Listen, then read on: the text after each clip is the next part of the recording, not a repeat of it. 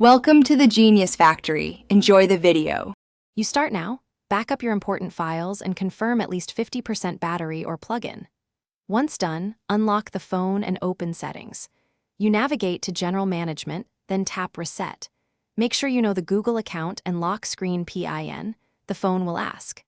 This initial path puts you into the exact reset menu, so you can perform a factory data reset securely and avoid being locked out after the wipe. You now perform the core action. Choose Factory Data Reset from the Reset menu and read the list of apps and accounts that will be removed. Once you review, tap Reset. The phone will request your PIN, pattern, or password for security. Enter credentials and confirm. The device will warn that all data is erased, except to proceed. You should see the process begin.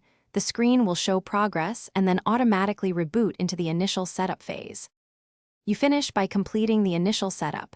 Choose language, connect to Wi-Fi, and sign in with your Google or Samsung account.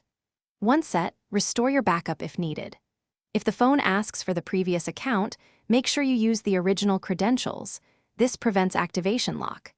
Should the reset fail or the phone become unresponsive, power off and use recovery mode to perform a wipe cache or factory reset, or contact service for hardware-related issues.